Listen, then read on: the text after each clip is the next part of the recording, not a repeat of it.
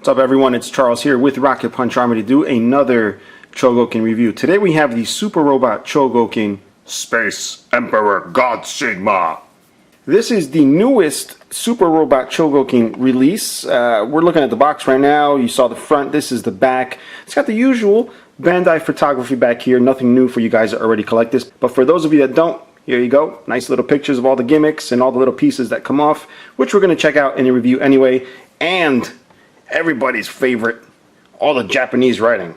Now you guys may know I have a lovely assistant that reads off these Japanese phrases once in a while for me. So here she is, my lovely assistant. Go ahead, read what it says there, right up here for my viewers. チャールズが眠っているとき、私はこのロボットを取り、汚いトイレでそれを浸します。そして、私は彼の表示にロボットを返します。Excellent. I always make it a point never to find out what she says. But if you want to know what she says, you can copy paste what it says in the description and Google Translate it. See what she said. Anyway, moving right along, we are going to take this guy out. I'm very excited. I love God Sigma. It's one of the coolest looking robots. And it kind of looks like Golion or Voltron, as you guys may be familiar with. He even has the colors in the same legs. He's got the red,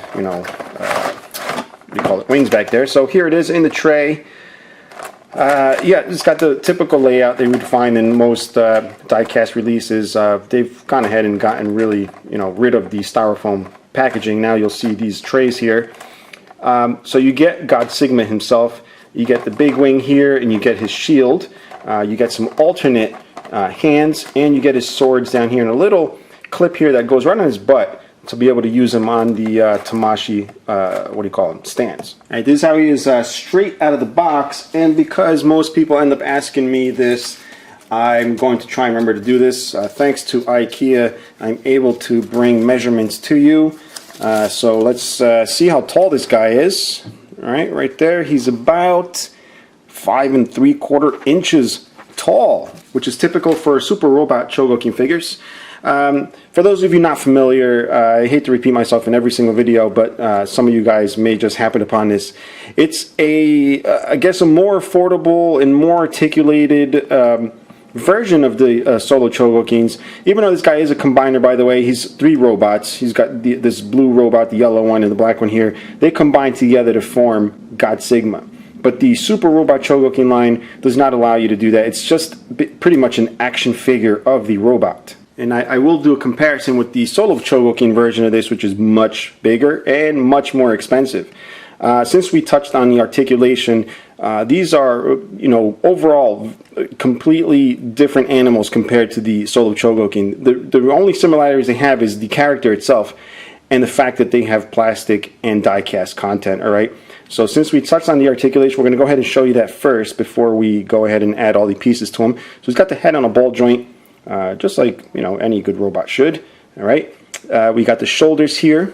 They go up this way. They actually swivel up and down and around.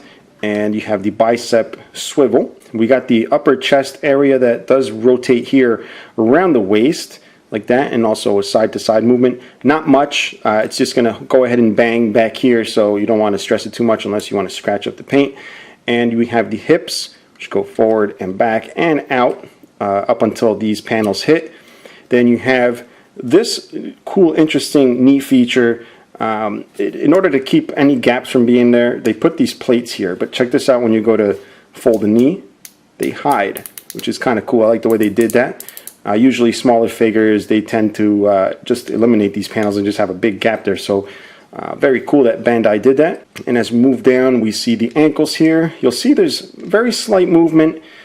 But you can actually extend them to give you a further range of articulation. And then they also go forward and back. You'll hear that it's got nice little ratchets going on in there. And going back up to the elbows, I forgot to show you the elbows here. Actually, this comes off, by the way. All right, this comes off. You can see the little elbow joint kind of thing here. It's like a Revoltech joint. And it's also got that little hidden panel for the elbow, which is cool. But let me show you this. It's also not only that elbow joint, but a secondary elbow joint or ratchets. I don't know if you can hear that. So it's got a pretty good amount of articulation there on the elbow. And then you also have the hand here, which is on a ball joint, but it's got extra amount of articulation because that actual wrist piece in there moves. So as you saw, the articulation is very good. Now it does come with the big wing, all right, which in the show you would see it launch and fly around the air this way, all right. But there's also a bottom piece here, which you know, again, this is not a full real combiner, but this chest section here would actually be the bottom part of this big wing. But at least they include it this way. You can fold the wings to, you know, get that effect there going on. And once these three combined together, they scream Trinity charge and all that, and then this guy comes around and forms and comes down around with the chest piece and hooks up to the back. In this case, you just pop them in just like so, bring the wings up to give them the full effect, and there you are. That's what I mean by looking like Voltron. If you squint your eyes, it really does look a lot like Voltron. Now the figure also does come with extra hands. You have the open hand here, which are nicely sculpted. I love the way Bandai does the sculpting of the hands. They're always really nice, even for their size. And a little open kind of fist hand, which is for the shield, and the sword, which I'm going to show you in just a second. So let me show you how those hands pop in. It's just a little ball joint. You pop it off and put the hand that you want to use, and it's a little tricky with the way the wrist is, but nothing too crazy. And then pop the other fist in there. Alright, so now we have the alternate hands. Now we're going to check out the shield. If you look back here, this little blue thing clips off. Alright, now this isn't much of a shield, is it? Because it's very tiny. Can't really deflect much, which is why they come with an alternate piece. So if you're going to use a shield, you got to take off the blue piece on the back. And also, I do want to stress that this little pointy thing, the little fin, is delicate. You may want to just even remove it. But yeah, it's there. So there's a warning in the instructions for that. It's not a flexible PVC. And then the shield here, the bigger one, just so you can see what I'm doing, is it'll go in both arms, but since I'm going to put it on the left, you have to feed the handle through the bottom, all right, and then bring it around, and it's going to clip right into his forearm, just like that. And then you can attach the shield, and then you can fold it around to give the full shielded effect. Next, I want to add the other open-fisted hand, and I will just leave that one the way it is because I want to show you the sword. But first, there's a cool little gimmick, which is on the wing here. Let's just move up a little bit, and you can pop this off because that's where his sword comes out. So they give you this little handle to fit in there, so it looks like the sword's in there.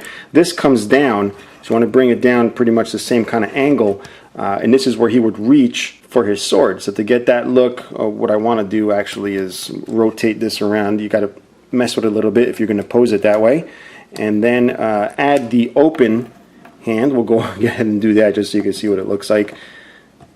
And then that's where he would pretty much go and grab his sword. And I think this pose right here is actually a really cool pose for display. Now, even though they give you this handle, they don't give you a blade to attach. They actually just completely give you a spare sword right here. It's a little tricky to get this sword in there because you know, this bottom piece doesn't come off and it's going to be hard to fit it, which is why the fingers are separated. But with this type of thing, you got to be kind of careful, especially if it's cold out or cold in the room. The PVC tends to be a little harder than normal. Thankfully, these heat lamps do soften it up just a tad, enough for me to be able to fit it in there to show you guys. And that's what he looks like with his sword. Another cool feature of this robot is the ability to hold the sword with both hands. Anytime a robot can do that, I say that's a big plus. This piece here is also included in the set. It's basically a plug-in. Let me pop this off. And it plugs right in here to allow you to use Bandai's stands. Now, as you can see, I have a armless Mazinger Z Super Robot Chogokin, which, by the way, is one of the best $30 you can ever spend on a figure. Beautiful, die-cast, and awesome. So I've taken his arm off. They have the special weapon set or whatever, the Scrander set, which comes with this huge rocket punch. And let's see if it fits. We'll take this one off here. We'll attach the regular Mazinger elbow here. So as you can see, you can have a Mazinger elbow and then attach that. Look at that. That is so awesome. And right here we have Mazinger with the God Sigma forearm, which actually looks pretty cool on him. Since we've seen how he compares with the Super Robot Chogokin Mazinger Z, I think it'd be a good idea to check him out with his Soul of Chogokin self. So you can see it here on the left is the Soul of Chogokin, and obviously the one we're reviewing. On the right here, if we take a look as we scan up, you'll see the Soul of Chogokin is a little bit blocky compared to the svelte look of the Super Robot Chogokin, and that's mostly due to the fact that it's a full combiner. And here's God Sigma with a very similar looking robot. I know Bandai can't give us a Soul of Chogokin Go Lion / Voltron, but can you at least give us like an SRC version? I would love to see that. What do you guys think? And since a lot of my viewers do collect Transformers, in case you're watching this, here he is how he compares to a Masterpiece exhaust, which is pretty much a repaint of Wheeljack. So if you have Wheeljack, it's pretty much the same size as exhaust. And off to the right, we have a Deluxe RC. Alright guys, so that brings us to the end. If you want to pick one of these up, there's a link in the description below. Aside from finding this guy there, you'll find tons and tons and tons of other cool stuff. If you're enjoying the videos, please subscribe. Leave any questions or comments below. Until next time, bye bye.